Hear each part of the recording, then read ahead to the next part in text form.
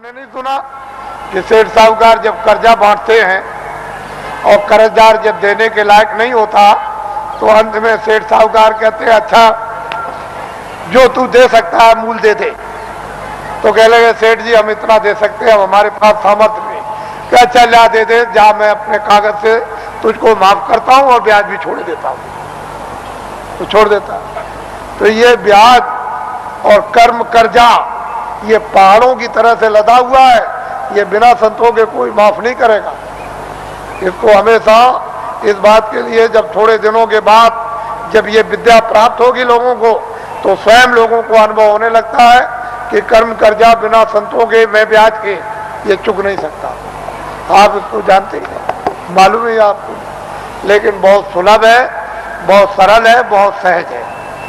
तो इसलिए ये स्थान है जो आपको कल और परसों बताए गए। इन स्थानों पर ईश्वर और ब्रह्म और पार ब्रह्म और महाकाल पुरुष बैठे हुए हैं। इन्होंने अपने देवी और देवताओं को अपने मतलब ये कारगुजार बड़े बड़े पदाधिकारियों को अपने अपने लोक में इन्होंने स्थापित कर रखा है और वो सब काम करते रहते हैं। जैसे ब्रह्मा विष्णु महादेव और पार्वती लक्ष्मी और सावित्री, और इन्होंने अपने अपने और लोगों को काम दे दिया और आद्या महाशक्ति ने इनको काम दे दिया और निरंजन भगवान ने एक आद्या महाशक्ति का लोक बनाया जिसमें इतना बड़ा लोक है कि मृत लोक से ज्यादा बड़ा स्वर्ग और स्वर्ग से ज्यादा बड़ा बैकुंठ और बैकुंठ से बहुत बड़ा शक्ति लोक। उस शक्ति लोक में स्त्रियां राज करती है। पुरुष स्वरूप का यानी पुरुष रूप का और पुरुष की शकल का नाम और निशान नहीं है। वह सारी की सारी स्त्रियों का राज उस मंडल में उसको कौन पार कर सकता है, किसकी सामर्थ्य है। उसके बाद निरंजन भगवान का जो धाम है वो तो मतलब है कितना बड़ा, तो कितना बड़ा। उसके ऊपर फिर माया का देश है, वहां माया ही माया है, वहां पुरुष का कहीं भी नाम निशान उस बड़े इतने बड़े जिसमें कितने माया के लोग हैं उसमें कहीं भी कोई पुरुष नहीं दिखाई देता। और फिर ब्रह्मधाम, आपको तो ये राज मालूम है।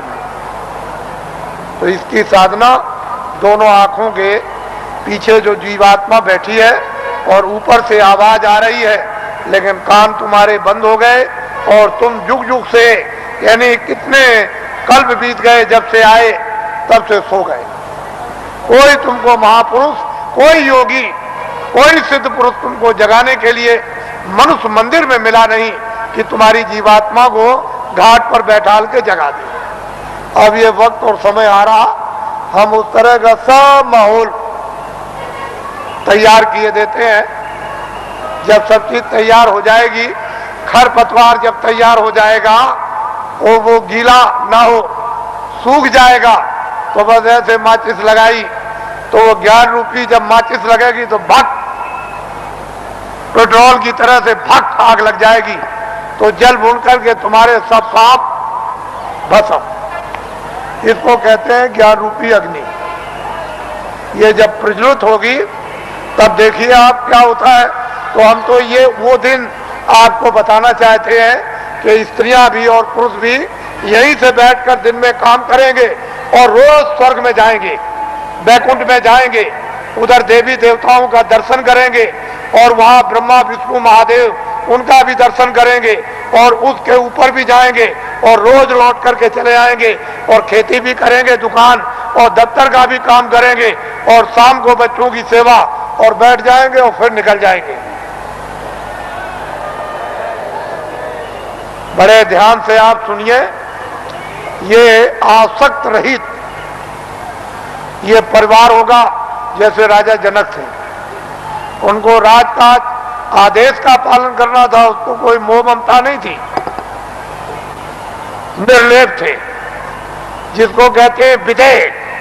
कोई आसक्ति ना हो उनको, उसको विधेय। उनकी जीवात्मा जाग गई। हम उस चीज की आपको तैयारी करके धीरे धीरे उसी तरफ जा रहे हैं। ये तैयारी हो जाए और इतनी प्यास लगेगी कि तुमसे उस समय यह कहा जाएगा कि तुम लोग प्रधानमंत्री बन जाओ, तुम मुख्यमंत्री बन जाओ, ले तुम राजा बन जाओ और तुम ये बन जाओ, तो तुम फौरन फेंकोगे कि हमको नहीं बनना की जरूरत, हमको नहीं, हमसे ये काम नहीं हो सकता। अरे भाई वो चीज तो कुछ और है, तुम यहां मरे जा रहे हो वैसे ही बेमतलब। अरे महात्माओं के पास आकर के कुछ काम करो तो कुछ काम भी हो जाए, महात्माओं के आदेश का पालन करो, दुनिया सब समझ में आ जाए, गृहस्थ आश्रम भी, समाज भी और देश भी समझ में आ जाए, और तुम सब लोग निर्लेप रहो और शरीर का, परिवार का, सब तरह का क्षणिक सुख भी ले लो और आत्मा को जगा करके सच्चा आनंद प्राप्त कर लो। असली काम क्यों नहीं, नकली में फंसे फंसे फंसे फंसे। और ये जो नशे चढ़ा रखे आपने, एक नशा, कितने नशे तुमने चढ़ा रखे, और नशों को जो आपने चढ़ा रखा तो किस तरह से तुम बदहोश हो, होश ही नहीं, कुछ होश नहीं है। तो इसलिए आप थोड़ा सा समझ से काम लो, बुद्धि से, और जाग करके संदेश सुनो, सो करके मत सुनो। वही मनुष्य है जो जाग करके सुनता और फिर वो अमल करता है। जैसे वस्त्र पहन लिया तो ठंडी दूर हो जाएगी, गर्मी दूर हो जाएगी, बरसात की हवा नहीं लगेगी, लेकिन जब तुम उस वस्त्र का अमल ही नहीं करोगे, वस्त्र पहनोगे नहीं, शील, क्षमा, संतोष, विनय, विवेक, ये एक वस्त्र है जो पहन लिया जाता है, तो काम, क्रोध, लोभ, मोह, अहंकार पता नहीं किधर चले गए। अभी आपने इसका वस्त्र पहना तो आपको क्या मालूम होगा कि वस्त्र, कपड़ा कैसा होता है। तो आप लोग आज,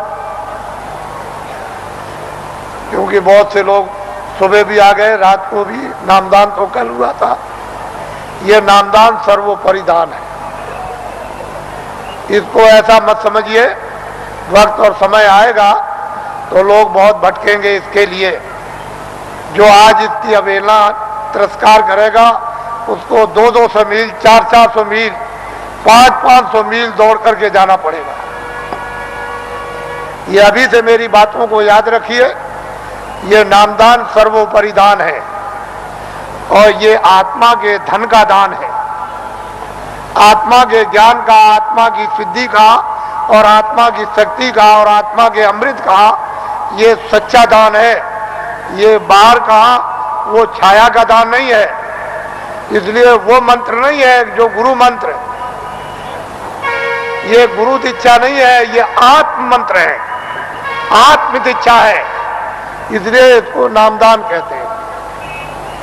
आप लोग इसको सम्मान से ले लो और ये सबके काम आएगा। हिंदू, मुसलमान, सिख, ईसाइयों के, छोटे बड़े, बच्चे और बच्चियों के, ये अमूलक वस्तु है, ये हीरे जवाहरात से नहीं मिलेगी, चाहे जितना भी दुनिया में बांटो। जब उस प्रभु की कृपा हो जाएगी उन महात्माओं पर तभी वर्षा होगी, इसके पहले कुछ छेड़ने वाला नहीं, पत्ता नहीं हिलेगा। लेकिन जो दया उनकी हो गई कि इन आत्माओं को अवसर दे दो, इनको मौका दे दो, इन पर वर्षा कर दो और ये बीज डाल दो, जब वो ऋतु और समय आएगा तो जम जाएगा। महात्मा फकीरों की मेहनत व्यर्थ नहीं जाती। तो मैं आदेश का पालन कर रहा हूं और ये सर्वोपरि आत्मदान आपको दे रहा हूं, उसको आप सम्मान से ले लो। और 2 मिनट, 4 मिनट, 5 मिनट, 1 मिनट, आधे मिनट मनुष्य दरवाजे पर, मनुष्य आत्म दरवाजे पर बैठकर आप जिस तरह से बताया जाए उस तरह से आप भजन करो। यहीं पर अगर दरवाजे पर बैठ करके आपने भजन कर लिया तो रिद्धियों सिद्धियों का सबका भंडार उदय हो जाएगा। यहीं से सब चीजें मिलने लगेंगी। लेकिन दरवाजा नहीं मिला और वहां बैठ करके भजन नहीं किया तो कुछ मिलने वाला नहीं है। वैसे ही खाली आए हो, अज्ञान में आए और अंधकार में आए, रोते हुए आए। जब जाने का समय होगा तो ज्ञान रखवा लेगा, देखना रखवा लेगा, सुनना और बोलना रखवा लेगा और एक पीछे से ठोकर मारकर रवाना कर देगा। इसलिए आप लोग संभल करके रहो।